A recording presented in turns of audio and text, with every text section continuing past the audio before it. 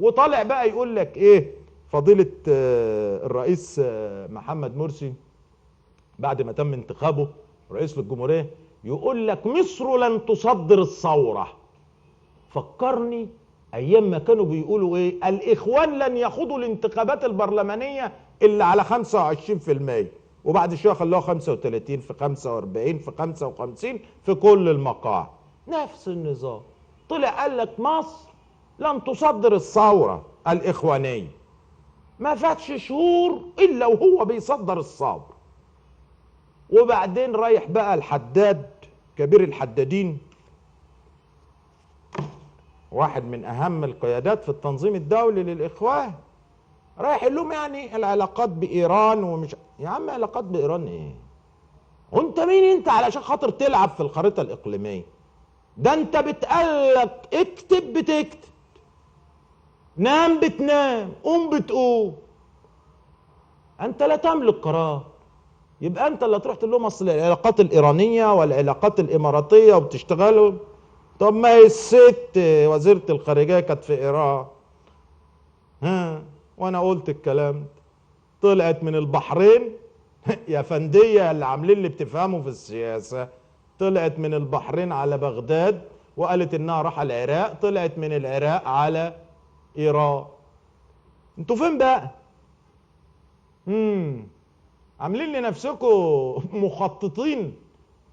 ده انتوا مخربين ولستم مخططين، انتوا ما تعرفوش التخطيط، انتوا تعرفوا العمل السري. وانا قلت لما ازاي عمل سري اهلا وسهلا، ننحني لكم احتراما ونرفع القبعه. تشتغلوا عمل سري وبعدين تودوا نفسكم في داهيه. هو ده طول عمركم كده، تشتغلوا عمل سري ودوا نفسكم في داهيه. انتوا احرار، انتوا احرار، ودوا نفسكم، كل واحد حر في نفسه، لكن ما تودوش بلد، ما تودوش شعب، ما تودوش 91 مليون بني آدم، فيهم 71 مليون ظروفهم تعبانة، ظروفهم تعبانة. اللي ساكنين في العشوائيات واللي ساكنين في المقابر واللي ساكنين في الفلاحين واللي ساكنين، يا راجل ده احنا عندنا ناس في بلاد حوالينا وفي بلادنا والله بانيين عشش على طرح النيل، عايشين في عشش، عايشين لسه بلمبة بجاز، ما عندهمش كهرباء. لا حول ولا قوة إلا بالله العلي العظيم.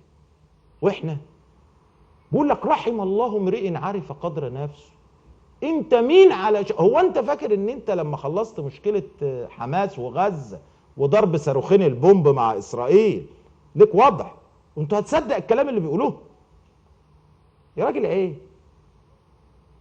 القوة السياسية أو الإدارة السياسية علشان يكون لها وضع يبقى عندها 3 قوى شايلاها، 3 أعمدة شايلاها، والأعمدة قوية جدا: الشرطة، الجيش، القضاء.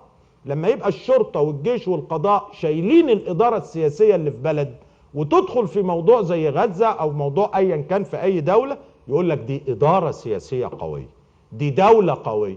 إنما أنت أساسا القضاء واقع فيه، والشرطة دمرتها وما فيش ضابط شرطة بقبالكم، الجيش شرحه، يبقى قوتك جايبها منين؟ من شويه الميليشيات ولا شويه الناس بتوع حروب العصابات اللي انت مقعدهم لي في سينا ولا مقعدهم لي هنا ولا هي دي القوه؟ يعني حاجه غريب. شوفوا يا جماعه، انا رحت غزه وحكيت لكم بالتفاصيل حماس بتدير قطاع غزه ازاي. الوضع في مصر حاليا صوره طبق الاصل. الاداره في مصر عمده ومعاه شويه غفر وعنده شويه فراخ على شويه بط على شويه على بقرتين على جاموستين، ويقول لك هم دول الاقتصاد بتاعه، والعمليه ماشيه مصطبنج، ومخيل اليهم ان هذه هي الاداره السياسيه. الكلام كتير. انا اتكلمت وقلت ان الطرف الثالث، والكلام ده انا قايله من زمان يا جماعه، والله العظيم كل الكلام اللي بقوله دلوقتي انا قايله من سنين.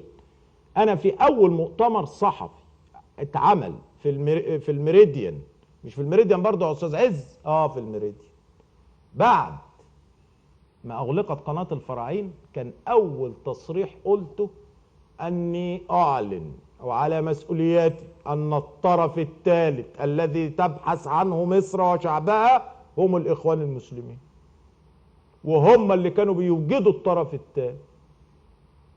زمايلي قالوا لي خف شويه انت، ما احنا القناه اتقفلت وبتاع، مش قلت لهم يا جماعه بنقول حق.